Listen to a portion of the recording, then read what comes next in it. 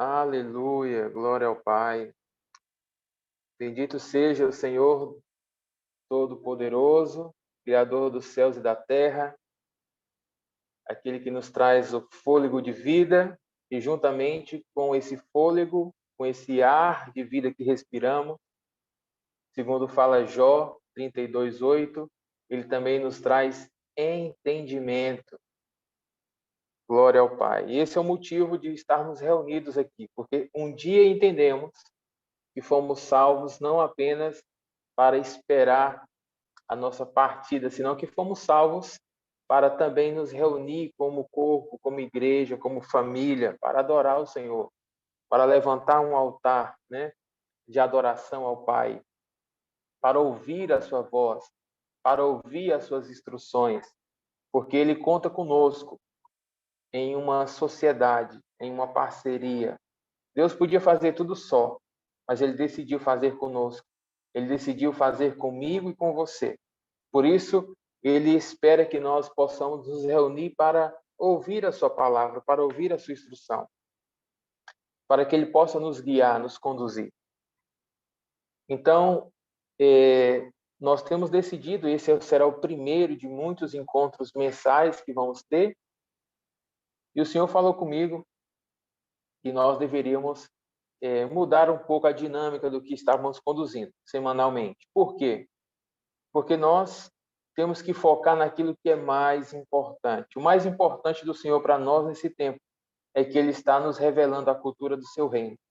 Ele está nos chamando para entrar em lugares, né, em atmosferas, em ambientes espirituais que antes nós não tínhamos entendimento. Não que estava fechado para nós, tudo estava já aberto em Jesus Cristo. A Bíblia diz que o véu foi rasgado, do alto a baixo. O problema é que, por falta de entendimento, a gente não acessa muitas verdades no Senhor. Tendemos a ficar sempre no comodismo. Mas o Pai tem nos chamado para entrar mais profundo nele. E eu tenho uma característica, não para me gabar, né, para me envaidecer, mas eu sempre gosto de compartilhar do que eu estou vivendo. Eu sempre gosto de compartilhar daquilo que eu estou recebendo com as pessoas que estão ao meu redor. Para mim não faz sentido eu receber alguma coisa e guardar só para mim. Eu tenho que compartilhar. Eu tenho que ensinar para outros, falar para outros. E não há ninguém melhor, né, para compartilhar o que Deus tem me ensinado do que vocês, que eu considero como nossa família ministerial, família de reino. E eu tenho, né, talvez mudado muitos costumes, os protocolos daquilo que a gente está acostumado. Que é isso, o pastor agora vai fazer uma reunião mensal. Não faz sentido, todo mundo vai se dispersar, né? As pessoas vão se ocupar com outras tarefas, com outras coisas. Mas a visão da Casa Apostólica é construir uma cultura do reino. É a cultura do reino que tem que ser revelada. Primeiramente, nós vamos experimentar. Depois vamos poder construir na nossa casa, na nossa família, com os nossos filhos, com os nossos amigos e todos aqueles que estão debaixo da nossa influência. Então, hoje está sendo essa reunião não porque eu escolhi um dia aleatório, mas porque há um sinal, há um marco profético, que é a lua nova. Vamos nos reunir sempre nas luas novas e nas festividades bíblicas. Para quê? Para poder viver, experimentar, para poder alcançar toda a revelação, para poder estar conectado dentro dos tempos proféticos do Senhor. Não adianta nada a gente falar do profético e não experimentar e não viver o profético. Temos que viver, temos que experimentar. Uma coisa é eu falar de uma informação, outra coisa é eu dizer, eu vivi, eu sei como é que é. Eu provei, eu experimentei, eu apliquei na minha vida, né? Eu colhi esse resultado. Então, isso é totalmente diferente. Nós vamos falar do que estamos vivendo, não do que estamos ouvindo e temos de informação. Então, por isso eu decidi convocar a Casa Apostólica e aqueles que estão também debaixo da nossa liderança, influência, cuidado, né? Criei um grupo especialmente para a Casa Apostólica, mas também temos outros ministérios que estão conosco, né, nesta caminhada. E daí eu tive a ideia de formar esse grupo chamado Rede, né? São outros ministérios que têm pastores, que têm liderança, mas que de alguma forma nos acompanham, nos seguem e querem estar conosco. E hoje, marcando esse primeiro dia, já quero declarar que nós estamos entrando no 5º mês bíblico, né? Desde o ano do primeiro mês, que foi na primavera em Israel, que marca o tempo da Páscoa, né? Do Pêssar. Depois dessa festividade se contaram 50 dias até chegar a Pentecostes, a festa das colheitas. Nós fizemos essa atividade numa igreja aqui próximo, a Monte Sião, aqui de Coronel Fabriciano, da nossa cidade. A Anne pôde estar conosco um dia, os demais, creio que acompanharam um pouco à distância online, né? Infelizmente, assim, por causa dessa distância, a gente não pode se reunir fisicamente, mas o importante é que a gente esteja conectado. Por quê? Porque nós fomos chamados para ser uma casa de ensino, uma casa de instrução, uma casa apostólica e profética, né? Com certeza, no mínimo, você vai ter que aprender algo, ainda que os nossos erros te ensinem a você não cometê-los. Mas, de alguma forma, nós pretendemos ser um canal de bênção, ensinar essas gerações que o Pai tem trago até nós. E já para ir direto ao ensino, para a gente não poder passar muito do horário, porque no final ainda vamos fazer uma ceia, eu quero fazer umas declarações também proféticas com vocês. Eu quero passar aqui ao slide. Estamos agora trabalhando com esses slides através dessa nova plataforma Zoom. Ainda estamos em período de teste, não compramos ainda o programa, estamos fazendo um teste, foi liberado para nós 30 dias de experiência, graças a Deus, e tem sido uma bênção. Estamos aqui inovando e nos acostumando com essa nova tecnologia, para saber se realmente ela vai ser importante para nós, para os nossos trabalhos. Então, até lá, nós estamos sempre preparando os slides, fazendo melhor, até para vocês também que estão ouvindo, ficarem acompanhando aí todo o nosso planejamento de ensino, né? Então, vamos lá. Preparei aqui os slides. O primeiro slide.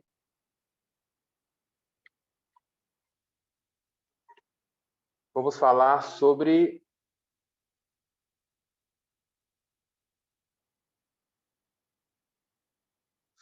o mês 5º da Bíblia. Fiz essa imagem bem ilustrativa, pode estar parecendo assim um pouco diferente, mas eu vou explicando e eu tenho certeza como para mim é importante as imagens ajudam a fixar, a compreender, né? Então, eu sempre procuro trabalhar com texto e com imagem, para que a imagem também possa te trazer uma maior compreensão. Então, o tema que nós vamos trabalhar hoje, nessa reunião, é a porta do 5º mês bíblico. Por que porta?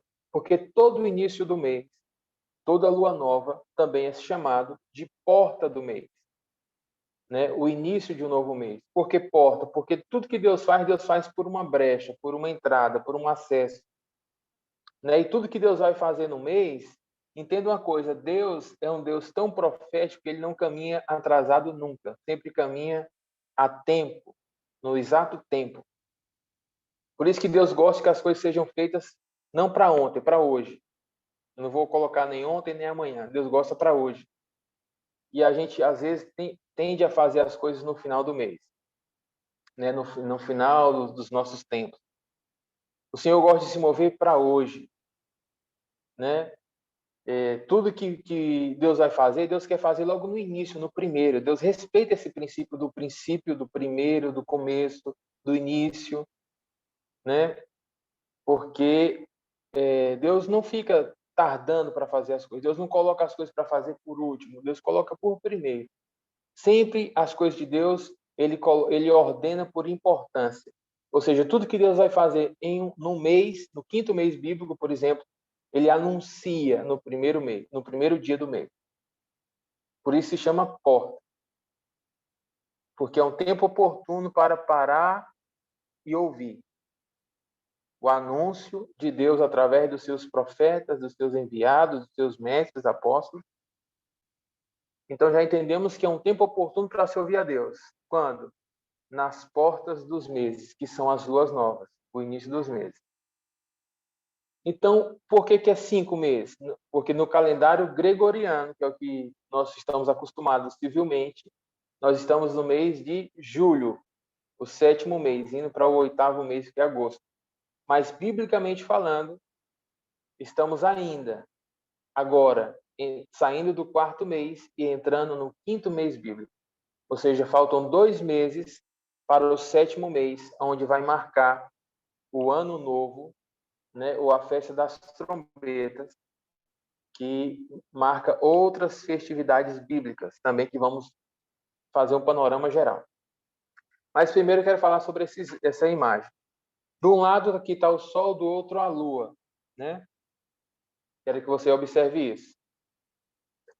No centro está um pai e um filho, porque o nome desse mês é Av. O nome desse mês bíblico é Av.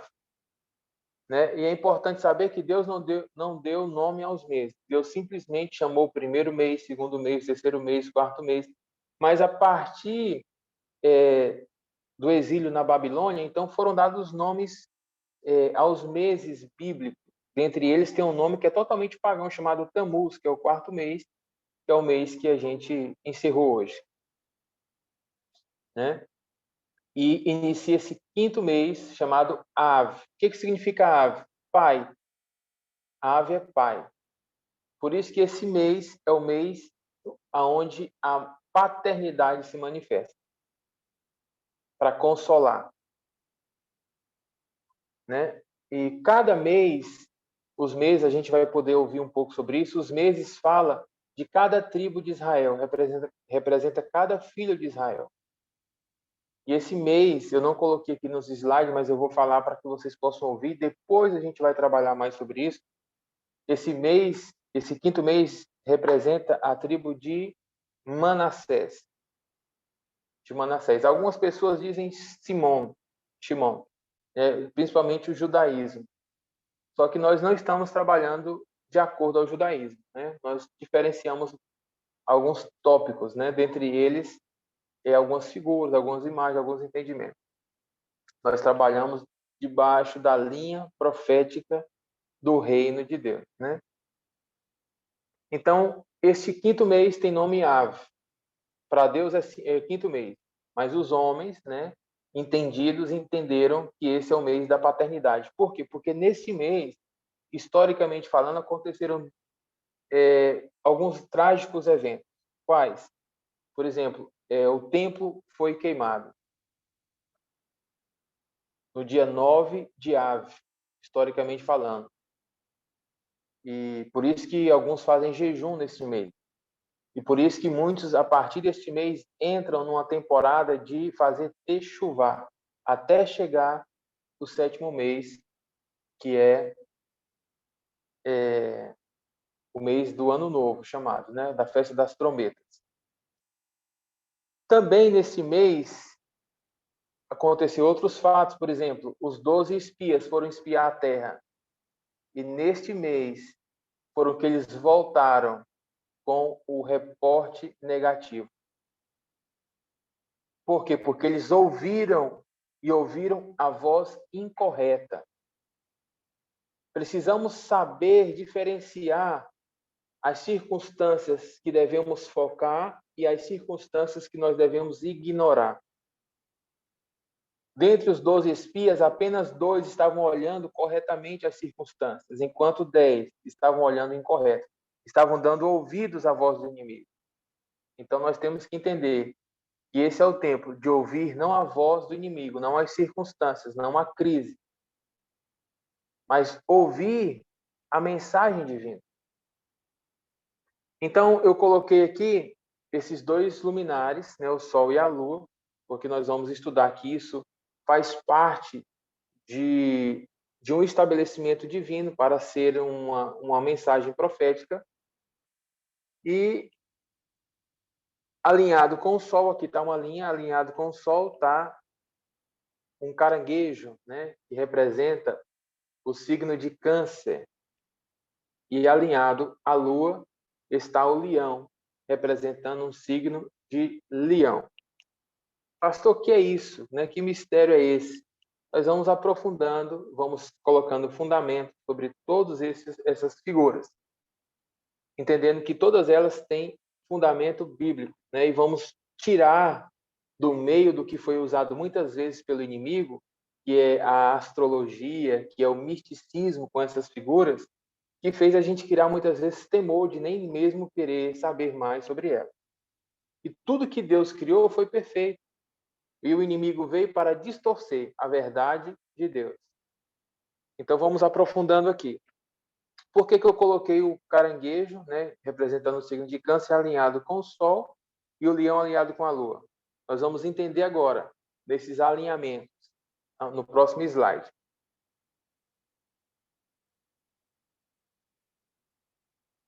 Espera aí, passou demais. Nós temos que entender que o calendário bíblico é um calendário bíblico e profético, né? Porque fala de coisas futuras, desde que Deus criou no princípio. Deus valoriza o princípio. Tudo que Deus fez no princípio, para depois, no futuro, sair revelando, trazendo entendimento ao seu povo. Então, o calendário bíblico profético, ele é um calendário lunisolar. O que significa isso, pastor? Significa que ele é regulado pelo Sol, pela Lua e pelas estrelas, né? Pelo Sol e pela Lua, principalmente. Ou seja, o calendário que nós estamos acostumados hoje como sociedade, o calendário civil, chamado gregoriano, foi criado pela Igreja Católica, pelo Papa Gregório, né? Alguns anos, centenas de anos atrás. E esse calendário veio substituir outro calendário criado também pela Igreja Católica, que era o calendário juliano. Todos eles não são bíblicos, são calendários criados pós o período chamado período em que veio Jesus na Terra, né? E esses calendários são calendários unicamente solar, não são lunisolar. O calendário judaico é o calendário também, muitos utilizam o calendário judaico como somente o calendário lunar, baseado apenas na lua, e não é correto. Deus nos deu o sol, Deus nos deu a lua e as estrelas para se basear tudo que se refere a tempo, a mensagem divina, a mensagem profética. Ou seja, enquanto que o sol é o que governa o ano inteiro, né? Os meses do ano, o ano inteiro é regulado pelo sol. Ou seja, o sol dá uma volta total sobre a Terra em 365 dias. Enquanto que a Lua dá uma volta ao redor da Terra, não do Sol, mas é da Terra, em 28 dias e 5 horas. Alguns arredondam para 29 dias. Por isso que o mês lunar, né, o mês bíblico, é de 29 dias e não de 30. Porque é regulado pela Lua, enquanto que o ano é regulado pelo Sol. Mas vamos ver onde está isso nas Escrituras. Em Gênesis 1:14, diz assim: E disse Deus, haja luminares na expansão dos céus, para haver separação. Primeiro propósito, para haver separação. Os luminares são para haver separação entre dia e noite. Segundo propósito, sejam eles para sinais. Vamos entender o que significa um sinal. Terceiro, sejam para tempos determinados ou tempos marcados. E quarto, para dias e anos.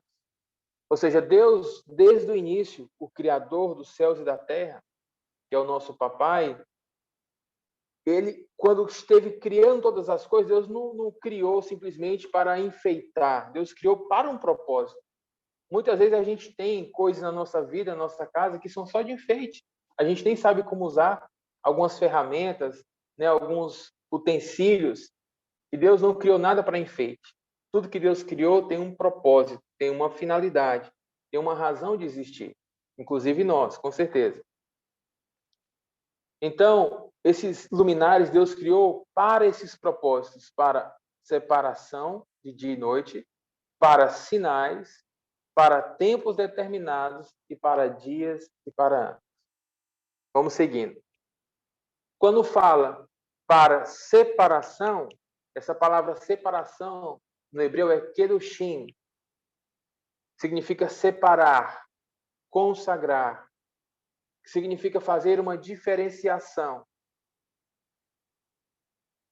A palavra sinal no hebreu é ot, significa sinais, muitas vezes também usadas para prodígios, maravilhas. A palavra tempos marcados no hebreu significa moedim, porque é plural. Moed, singular. Moedim, plural. E a quarta finalidade dos luminares é dias e anos, ou seja, vida. Está relacionado à vida. E utiliza a palavra do hebreu jaim, vidas. Vida ou vidas. Fala não só de tempo. Quando fala de vida, fala de recursos, fala de bênção, fala de propósito. Ou seja, Deus disse que os luminares seriam para haver separação de dia e noite, para sinais, para tempos determinados e para dias e para anos. Então, vamos ao primeiro ponto da finalidade dos luminares. Para haver separação, Kiddushin. Separei 2 versículos bíblicos, dentre muitos outros que poderia usar aqui, que relatam sobre essa separação. Jesus fala em João 9:4, dizendo: convém que eu faça as obras daquele que me enviou, enquanto é dia, porque a noite vem quando ninguém pode trabalhar.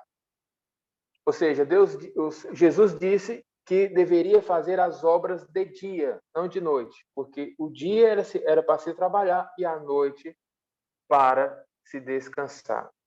Ou seja, temos que fazer essa separação, isso aqui é do Shin, né? O dia para trabalhar, a noite para descansar. Mas, pastor, quem trabalha de turno, quem trabalha em outros horários, quem vive em outras realidades, né? Nós temos que entender que temos que buscar viver o conselho de Deus, né? Não é a vontade de Deus, porque a noite não foi feita para trabalhar, foi feita para descansar. Nós podemos ficar durante um tempo nos dedicando a um trabalho que exige de nós o trabalho noturno, mas isso faz muito mal à saúde. E a vontade do Pai é que nós possamos viver muitos anos, né? E que possamos cumprir o seu propósito. Então, podemos trabalhar à noite e descansar de dia, fazer o invertido, mas aí temos que pedir ao Pai sabedoria para poder saber pelo menos quanto tempo precisamos descansar para recompor as energias, para não comprometer esse desequilíbrio, né, de jornada, de turno, e que o Pai possa revelar a cada um de nós, né? Mas a princípio Jesus disse: convém que eu faça as obras de dia. Por que de dia? Porque quando estamos no sol, a luz do sol é uma pura vitamina D. É uma fonte de energia tremenda para o nosso corpo. E muitas pessoas que trabalham de noite e dormem de dia não pegam luz solar. Por isso sentem falta de vitamina D. O sol também traz alegria, ânimo, né? Quantas vezes estamos deprimidos, tristes e não sabemos o que é, simplesmente uma falta de um bom sol. Porque o sol traz alegria, ânimo, né? Um banho de sol. E aí foi dito muitas vezes, já foi pesquisado isso, que muitas pessoas que hoje que vivem numa casa fechada, numa casa sem vida, numa casa sem sol, sem plantas, sem tudo isso, tendem-se a ficar mais deprimidas. Porque o ser humano foi feito para poder relacionar-se com essas criações de Deus. Necessita, todas elas têm um propósito para a nossa vida. O sol não foi feito somente para trazer energia para a planta, para que ela tenha a sua fotossíntese, senão que o sol também foi feito para trazer energia para mim e para você. E à noite descansar, né? Tente comparar o silêncio da noite com o silêncio do dia. À noite conseguimos alcançar maiores níveis de sono, né? Um sono mais profundo, uma qualidade de sono melhor. E dificilmente durante o dia possamos ter, ainda que a gente more sozinho, sem compartilhar o ambiente com ninguém, tem um vizinho fazendo barulho, tem a rua fazendo barulho, alguma coisa que vai tentar atrapalhar esse sono. E aí corremos o risco de ficar começando a trabalhar o descanso com medicamentos, com coisas, simplesmente por uma desordem no que se refere a separar o dia da noite. Outro tipo de separação também de Kedushim é o Shabat. Separei aqui Êxodo 34, 21, dentre de muitos outros versículos que falam sobre isso, que diz: você tem 6 dias na semana para fazer os trabalhos habituais. O Pai nos deu 6 dias para se trabalhar, mas no 7º dia não deve ter trabalho, mesmo nas épocas de arar e de colher. Ainda que você tenha uma colheita, ainda que você tenha que arar a terra, porque você pode pensar, se eu não arar a terra, como é que eu vou depois colher? O Senhor diz, ainda que esteja nessa época de arar, de preparar a terra para plantar, ou de colher nos shabates, você não deve trabalhar. Por quê? Porque tudo que Deus é o engenheiro, né? O arquiteto, o engenheiro do ser humano. Deus sabe do que nós precisamos. Deus sabe do que toda a criação precisa. E enquanto a gente não aprender a separar dia de noite, né? Jornada de trabalho de jornada de descanso, a gente não vai ter uma vida plena, abundante, como o Pai planejou para nós. Tanto no aspecto de ânimo, de força, de saúde, de vida, até mesmo econômico, de relacionamentos restaurados, muitas coisas.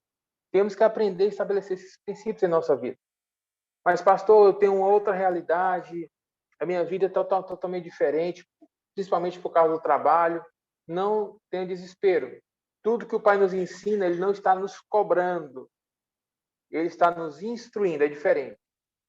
A palavra do Pai não é para trazer peso e fardo, mas é para trazer instrução e alívio. Ou seja, está nos trazendo entendimento de como a gente deve tomar as nossas decisões hoje para amanhã. Vamos supor que amanhã apareça uma oferta de emprego, duas ofertas de emprego. Se você tiver aprendido os princípios, você vai avaliar também essa questão da separação do dia e da noite e também dos dias de trabalho para o dia de descanso. Você já vai considerar isso.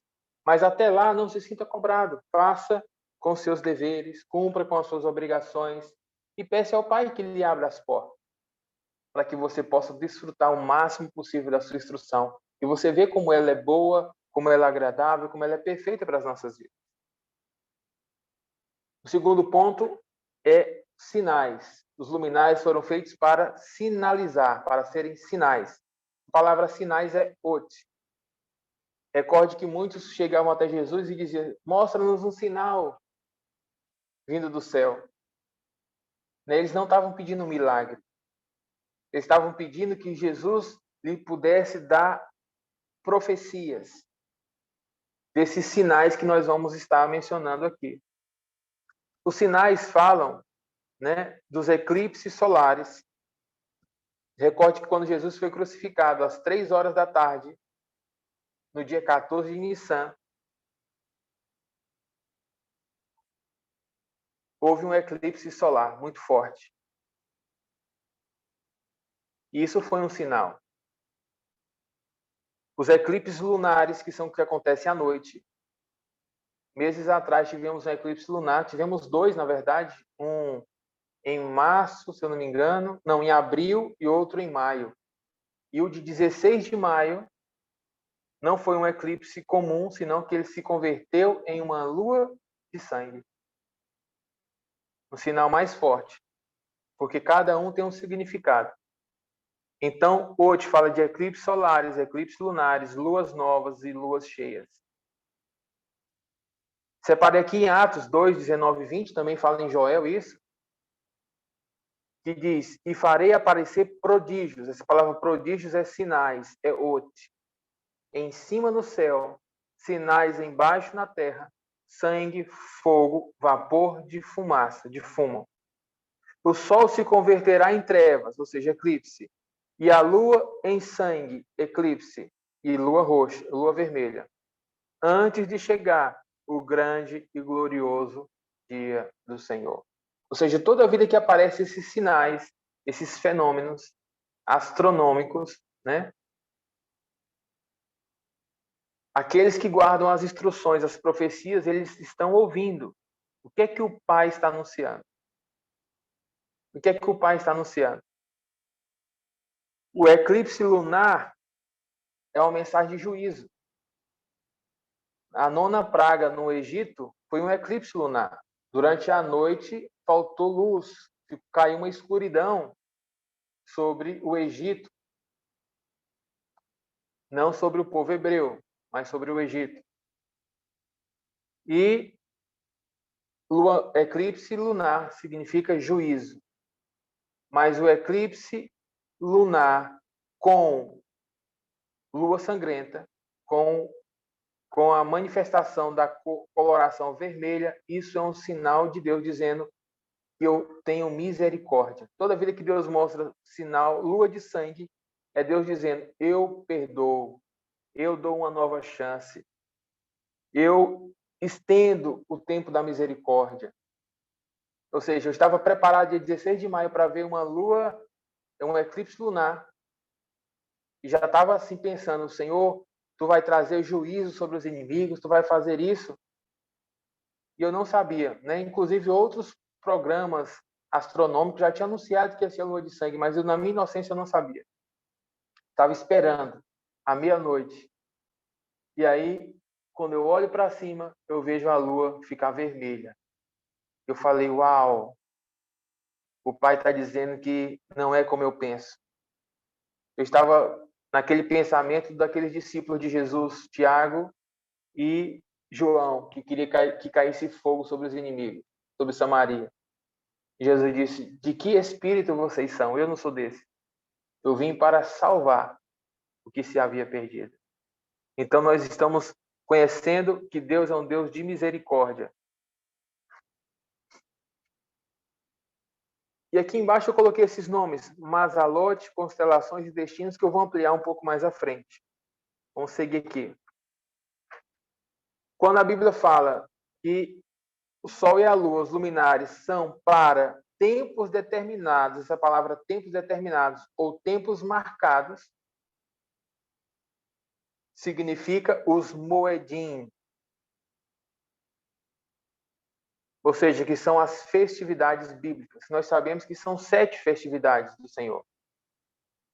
As 7 festas do Senhor não são 7 festas dos judeus, não são 7 festas dos hebreus, são 7 festas do Senhor. Por que festas? Vamos tirar o nome festa, vamos falar, são 7 tempos de encontro. 7 encontros marcados, uma agenda anual. E o Senhor falou, quero encontrar com o meu povo 7 vezes ao ano, no mínimo. E Deus marcou na sua agenda. E não somos nós que temos que dizer, Senhor, eu não quero ir para a tua agenda, vem para a minha. Não, o Senhor diz, eu sou o que fiz a agenda e eu sei qual é o melhor momento para você ter um tempo comigo. Então, essas 7 festividades bíblicas falam dessas 7 festas que estão aqui. E eu coloquei a imagem do candelabro, da menorá, para que você possa fixar que são 7 braços, 7 festas, né? Então, vamos lá.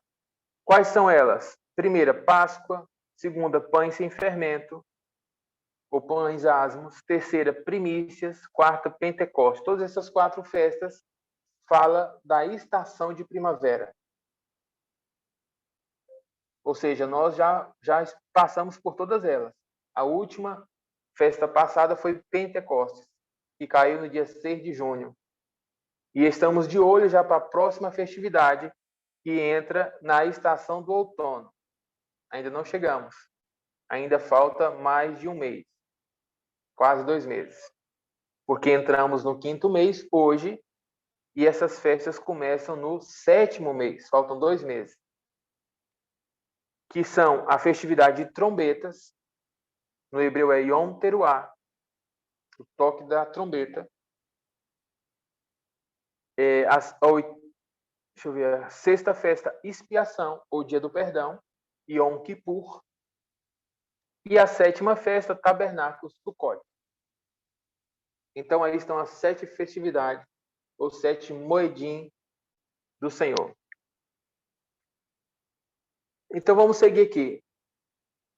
Vamos entender a diferença, né, de zodíaco para Mazalote. Muitos já escutamos o termo zodíaco, signo do zodíaco. Por que a palavra zodíaco? O que significa? Zodíaco vem de zoom, animais, ou seja, desenhos de animais, né? Ou seja, o zodíaco fala de desenhos de animais, mas não de qualquer animais e não de qualquer desenho. Nós vamos entender isso cientificamente e profeticamente. Mas no hebreu não se usa zodíaco, se usa mazalote. Porque mazalote, né? Toda vida que vai dar um plural no hebreu, eu coloco o ot ou in. Então, mazalote é o plural de mazal. O que significa mazal? Significa boa sorte, mas também significa constelações e destino. Se utiliza muito mazal no hebraico para se saudar. Mazal tov, boa semana, mazal para festa de aniversário. Se costuma dizer isso, assim como se utiliza o shalom também, como olá. Shalom, olá. Só que todas essas palavras têm um significado espiritual nela. Vamos entender aqui no contexto de Josué 18, 10. Que diz assim: então Josué lhes lançou sorte. Mazal também pode se usar como sorte, mas não a sorte má, a boa. Josué lançou sorte em Siló, perante o Senhor. E ali repartiu Josué a terra aos filhos de Israel, conforme as suas divisões. Ou seja, Josué estava encarregado de liderar o povo hebreu para que eles pudessem agora entrar na terra prometida. E eles deveriam agora se estabelecer, saber para onde ia. Eles não podiam viver aglomerado, cada um tinha que ir para a sua esfera de influência, tinha que ir para o seu território. Então Josué consultou ao Senhor e lançou sorte. Essa palavra lançar sorte significa que Josué pediu sinais de Deus.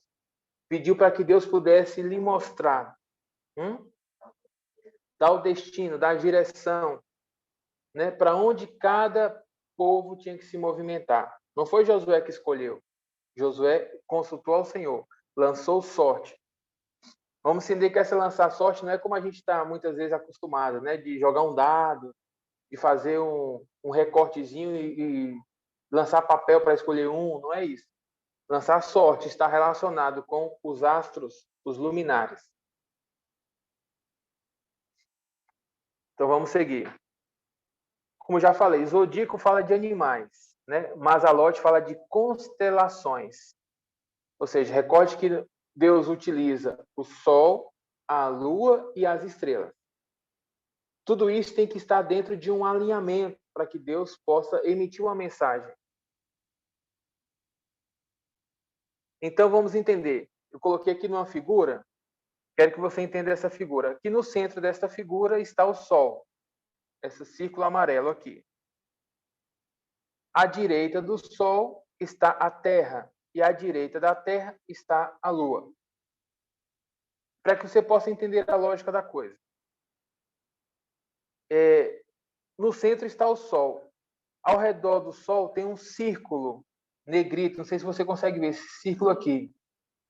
Pronto, que é uma linha imaginária, não existe de fato, mas é uma linha imaginária que marca a jornada do Sol, da Terra ao redor do Sol. Toda essa jornada é de um ano, né? 365 dias. O Sol só anda ao redor desta linha, ela não muda. Só faz círculo, círculo, círculo, círculo, círculo. A Terra ao redor do Sol, isso mesmo. E a Lua, ela faz um círculo ao redor da Terra. Ela tem um círculo menor. A Lua não roda ao redor do Sol, ela roda ao redor da Terra. E aí o círculo da Lua é menor, né? Se você observar aqui, ó, tenta enxergar aqui, ó, esse círculo pequeno aqui, ó, ao redor da Terra. E a cada volta que a Lua dá na Terra, se completa um mês. São 28 dias e 5 horas. E a Terra, cada volta que a Terra dá aqui, são 365 dias. Pastor, e onde é que entram os Mazalotes, né? Onde é que entra aí esses signos? Essa linha imaginária depois da Lua, que fica ao redor, essa linha exterior, né? Esses símbolos aqui, que são de signos, na verdade são estrelas, são constelações. O que é uma constelação? É um agrupamento de estrela, é a família de determinadas estrelas.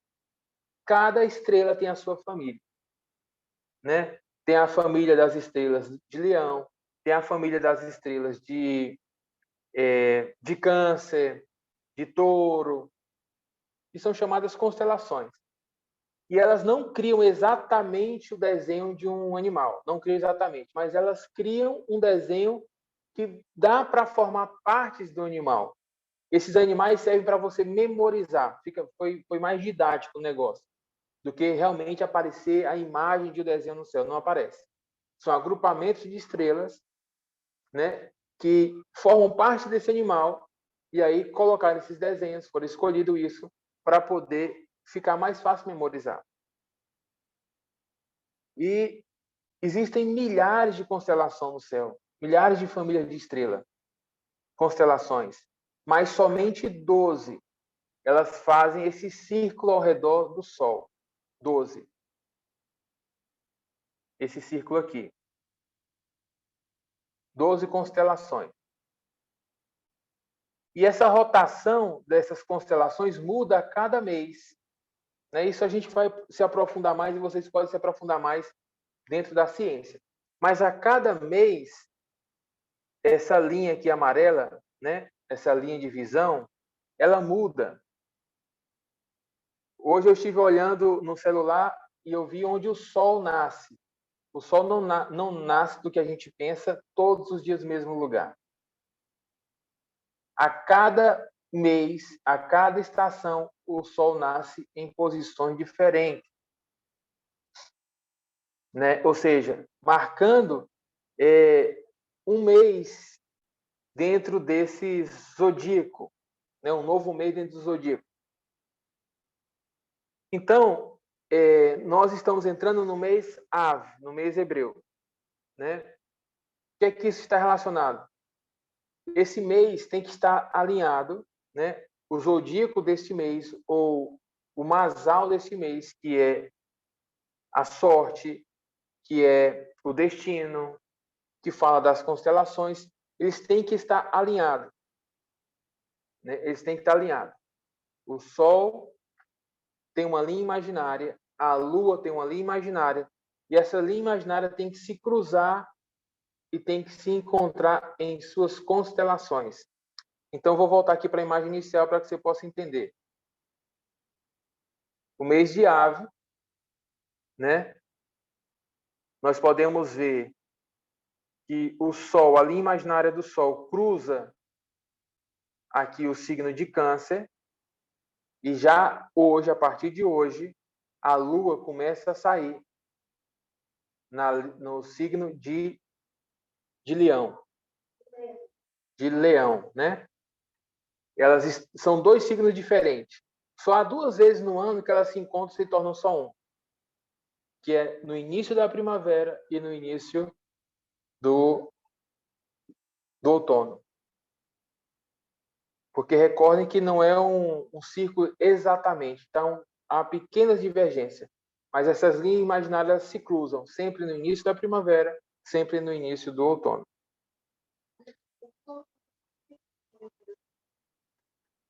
Desenho? Uma linha imaginária. Com esse desenho que é um signo. É signo do zodíaco ou mazalote. Ou masal. Ah, um caranguejo. O animal caranguejo. Então vamos lá. Eu vou depois mandar imagens para vocês no grupo, para que vocês possam ver, e também vocês podem fazer perguntas e rever novamente o vídeo para fixar melhor. Então, essa mão aqui é só para colocar a Bíblia, né? Para ter uma mensagem bíblica. Mas Mazal, que significa sorte, também significa gota. Significa que a cada início de um novo mês, Deus derrama uma gota da sua glória.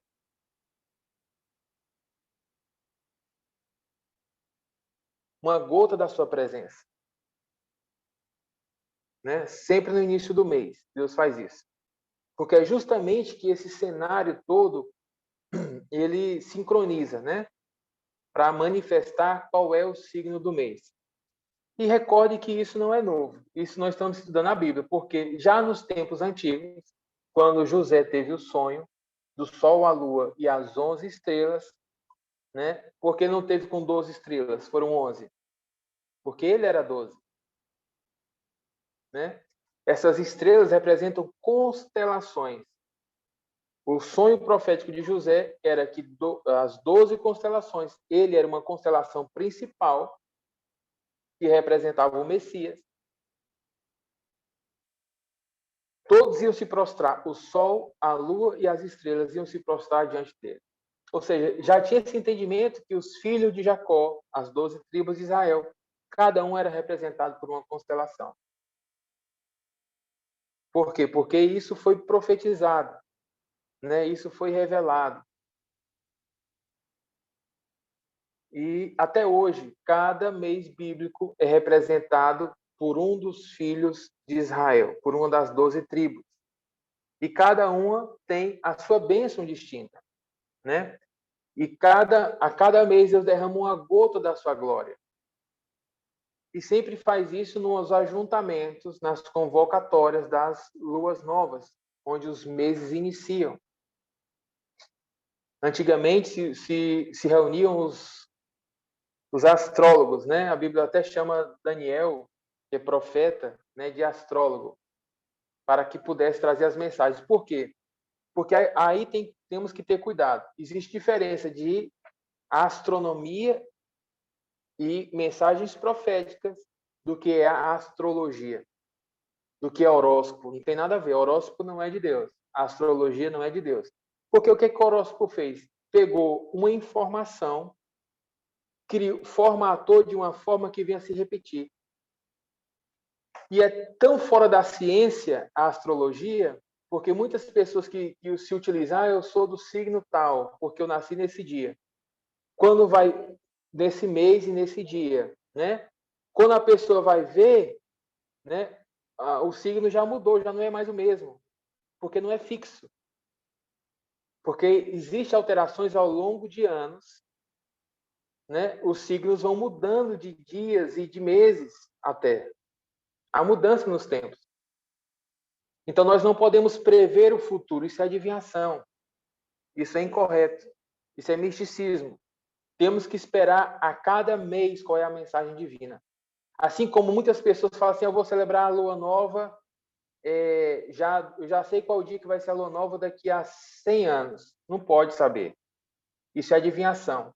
Porque Deus é o Criador dos céus e da terra e a cada mês ele faz de fato a lua aparecer. Muitas pessoas esperam que saia num dia a lua nova e às vezes sai no outro dia. Deus prolonga um dia ou dois, né? Assim como aconteceu com Josué, que o sol se estendeu, né? O sol parou e o dia se estendeu. Deus tem um poder sobre esses astros, sobre esses luminares, né? E revela esses tempos proféticos marcados aos seus filhos. É interessante que Deus fazer um claro, quando Deus ele vai dar uma mensagem, ele muda um sinal, né? Então vamos prosseguir aqui. Coloquei aqui no fundo musical de novo.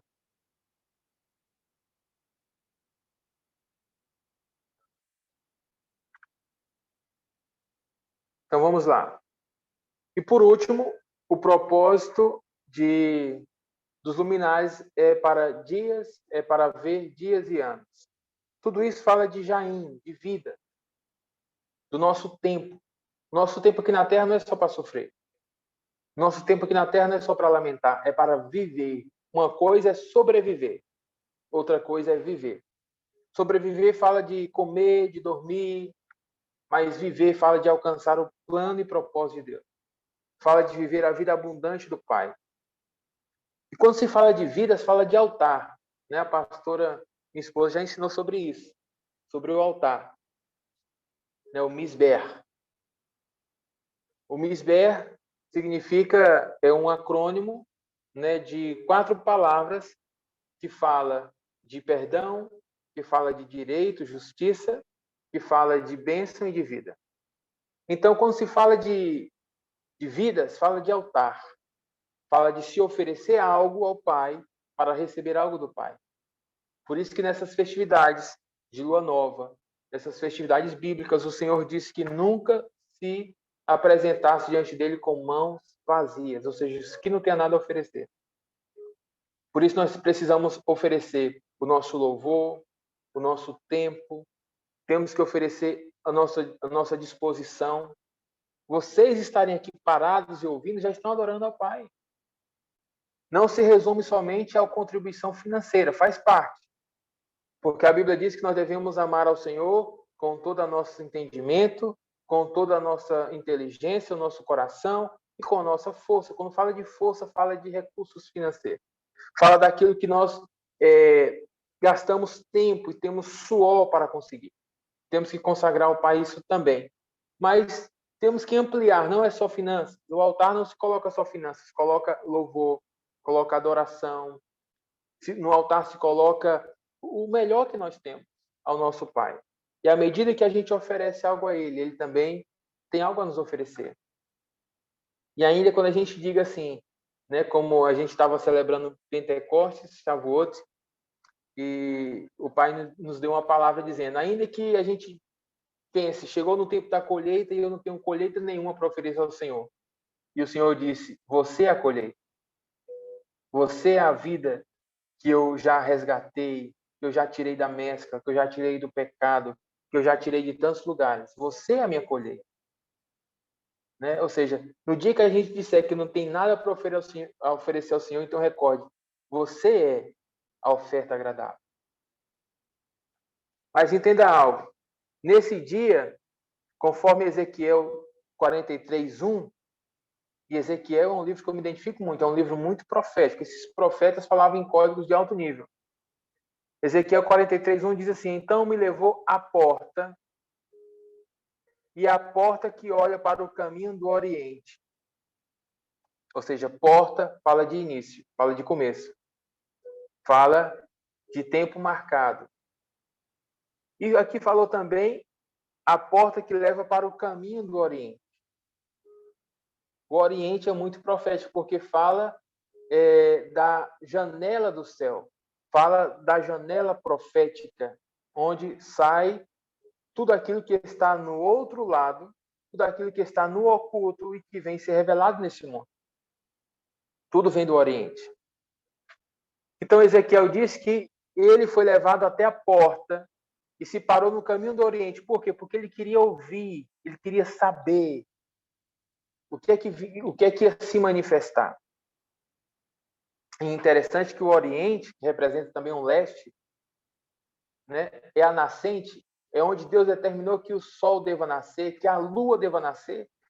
A lua e o sol nascem praticamente no mesmo horizonte, do mesmo lado, né? Com pequenas interferências devido às estações, mas basicamente nascem do mesmo lado. Nós temos o privilégio aqui em casa, de nossa janela do nosso quarto, ter a visão do nascimento do sol e da lua. Quando é lua cheia, a gente vê de cheio. O Pai foi muito bom conosco. Então, entenda uma coisa. Ezequiel está falando que ele foi levado até a porta, para que ele pudesse ver no Oriente, para que ele pudesse ouvir do Oriente aquilo que estava sendo anunciado. Ezequiel, do 43 ao 46, vai falar sobre a Jerusalém Celestial. Aquele templo que Ezequiel vê não é um templo físico. Ezequiel vê a nova Jerusalém, vê o templo celestial e vê todo o funcionamento de como funciona. Inclusive, Ezequiel fala de príncipes, né? Ou seja, as pessoas que iam oferecer alguma coisa vinham até o príncipe e ofereciam ao príncipe do reino celestial. E esse príncipe, que representa um cabeça de uma tribo, um chefe de família, esse é o que levava ao sacerdote. Tinha toda uma questão de ordem. As pessoas queriam levar o seu recurso diretamente ao sacerdote, não podia nessas datas. Nessas datas tinham que entregar ao príncipe. O príncipe fazia uma coleta e apresentava essa coleta ao sacerdote. Então, essa porta do caminho do Oriente fala da porta Cadã. Estou falando aqui por cima, depois vocês vão poder aprofundar mais nisso. Porta Cadã significa porta do Oriente, onde o tempo desvanece, aonde é o eterno, é onde Deus traz do escuro, do escondido, do oculto, para manifestar a luz. É a Jerusalém celestial que Ezequiel viu. Quando eu falo de Cadã, né, tem que entender que essa dimensão se abre sempre nas luas novas e nas festividades bíblicas, né? É quando o Senhor, ele abre uma porta de possibilidades, ele abre uma porta de oportunidade. É onde o Senhor encerra um ciclo e inicia um novo ciclo. É onde ele derrama uma gota da sua glória. Por isso nós devemos estar ouvindo. Então, nas luas novas e festas, nunca devemos apresentar o Senhor com as mãos vazias. Como eu já falei, se não tem nada a oferecer, diga, Senhor, eu sou o sacrifício. Eu sou a oferta agradável. Faz de mim o teu querer. E quando o Senhor ouve isso, o Senhor diz, esse é o clamor que eu queria. Porque se tem uma coisa que eu não resisto, é um coração contrito e quebrantado na minha presença. Se tem uma coisa que eu não rejeito, é um coração que realmente fala assim, eu poderia muito bem, teve uma época que acho que é Isaías 60, Isaías 1, o Senhor disse, eu já não aguento mais essas festas de vocês de lua nova, essas festividades do Senhor. E tem muitos que pegam esse versículo para dizer, tá vendo? Nem o Senhor gostava dessas festas. É porque o povo estava preocupado em oferecer bens materiais ao Senhor e não o seu coração. E o profeta diz, vocês estão falando as coisas, mas o seu coração está distante. Ou seja, melhor do que as coisas que a gente pode dar ao Senhor, é que a gente possa se dar ao Senhor, que a gente possa se entregar ao Senhor, que a gente possa doar ao Senhor nosso coração, dar de coração. Por isso que o apóstolo Paulo diz, aquele que semeia com alegria, semeie, porque Deus ama o doador feliz, contente. A pior coisa que a igreja fez foi começar a manipular para as pessoas se moverem a ofertar, a contribuir, a pior coisa, porque as pessoas se sentem roubadas e pensam que Deus está lhes roubando também. E Deus não está preocupado com isso. Deus, tudo que Deus quer é com alegria, é com gratidão. É que a gente possa realmente dar ao Senhor não as coisas materiais, mas dar ao nosso coração. Dizer, Senhor, eu te amo. Senhor, o que eu quero colocar no teu altar é algo que expressa o meu amor por ti. É assim quando a gente está enamorados, quando a gente está no início de um relacionamento, quer conquistar alguém, o que a gente faz? A gente quer impressionar. A gente quer dar o melhor. E muitas vezes a gente já não tem mais essa atitude com o Senhor porque a gente endureceu o nosso coração por causa do sistema religioso, por causa que a gente ouve muitos maus testemunhos, por causa, às vezes, das pessoas darem mau exemplo. E aí o nosso coração tende a se esfriar. A gente tem que ter cuidado para não deixar o nosso coração esfriar. Então, temos que apresentar diante do Senhor. E apresentar diante do Senhor era apresentar diante dos sacerdotes, dos profetas e dos príncipes, né? Para quê? Para ouvir, para fazer chamar. Ouvir para obedecer. Está disposto a ouvir para obedecer.